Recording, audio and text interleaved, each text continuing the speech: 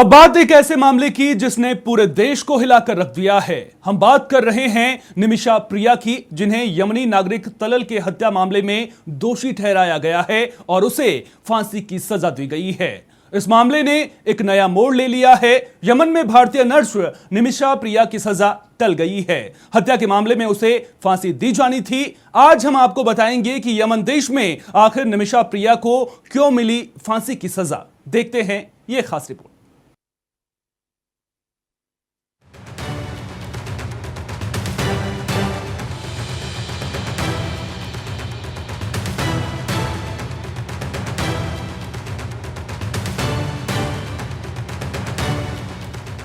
केरल की रहने वाली भारतीय नर्स निमिषा प्रिया को यमन में होने वाली फांसी की सजा टल गई है। निमिषा प्रिया को 16 जुलाई को अपने business partner Talal Abdo Mahdi की हत्या के मामले में फांसी की सजा दी जानी थी।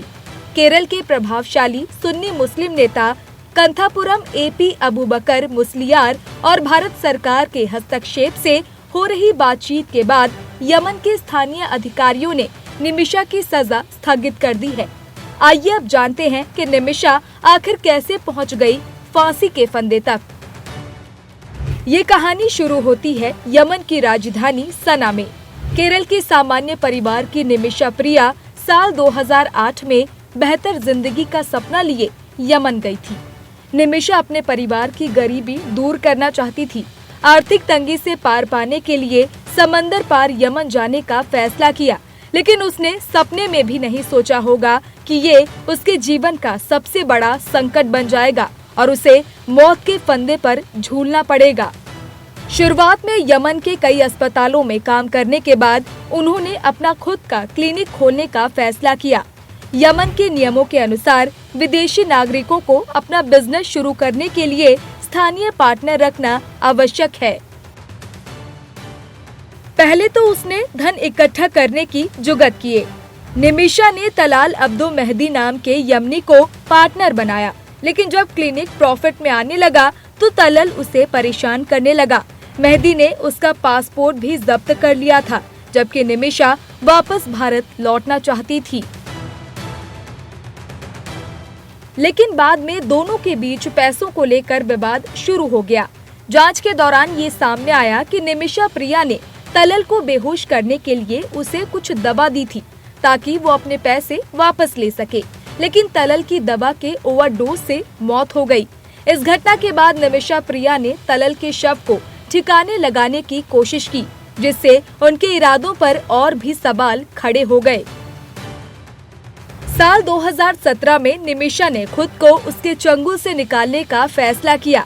उसने मेहदी को बेहोशी की दवाइयां दी, जिससे वो अपना पासपोर्ट उसके पास से ले सके, लेकिन ये ओवरडोज हो गई और मेहदी की मौत हो गई और निमिषा प्रिया को देश छोड़ने की कोशिश करते समय गिरफ्तार कर लिया गया। साल 2020 में उसे मौत की सजा सुनाई गई। तलल की हत्या के बाद निमिषा प्रिया को यमन में गिरफ्तार कर लिया गया। निचली अदालत ने उन पर हत्या का आरोप लगा और उन्हें दोषी पाया गया। उन्हें मौत की सजा सुनाई गई, लेकिन निमिषा और उनके परिवार ने हार नहीं मानी। उन्होंने ऊपरी अदालतों में अपील की, यहाँ तक कि यमन के सुप्रीम कोर्ट तक भी मामला पहुंचा। भारत सरकार और विभिन्न मानवाधिकार संगठनों ने भी निमिषा प्रिया को बचाने के लिए कूटनीतिक प्रयास किए। भारतीय समुदाय ने सेव निमिषा प्रिया अभियान चलाया और तलल के परिवार को ब्लड मनी यानी खून का पैसा देने की भी पेशकश की गई, जो इस्लामिक कानून के तहत एक दोषी को माफी दिलाने का एक तरीका है। तमाम अपीलों और अंतर्राष्ट्रीय दबाव के बावजूद तलल के परिवार ने निमिषा प्रिया को माफ करने से इनकार कर दिया। उनका कहना था कि उन्हें अपने बेटे के लिए न्याय चाहिए। यमन के सुप्रीम कोर्ट ने भी निचली अदालतों के फैसले को बरकरार रखा और निमिषा प्रिया की मौत की सजा की पुष्टि कर दी। ये फैसला इस केस में अंतिम और अपरिवर्तनीय साबित हुआ। कब और कहां मिलेगी फांसी? निमिषा को 16 जुलाई को फांसी होने वाली थी, लेकिन फिलहाल वो टल गई है। निमिषा की मां यमन में ही है और उनका कहना है कि वो निमिषा को लिए बिना नहीं लौटेंगी।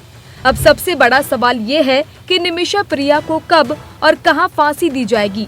यमन के कानून के अनुसार जब सुप्रीम कोर्ट द्वारा सजा की पुष्टि हो जाती है तो फांसी की प्रक्रिया को जल्द से जल्द अंजाम दिया जाता है।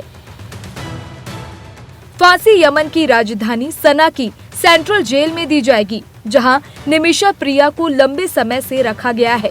यमन में आमतौर पर फांसी सार्वजनिक तौर पर नहीं दी जाती, लेकिन जेल परिसर के भीतर ही फांसी दी जाती है, जिसमें संबंधित अधिकारी और गवाह मौजूद होते हैं।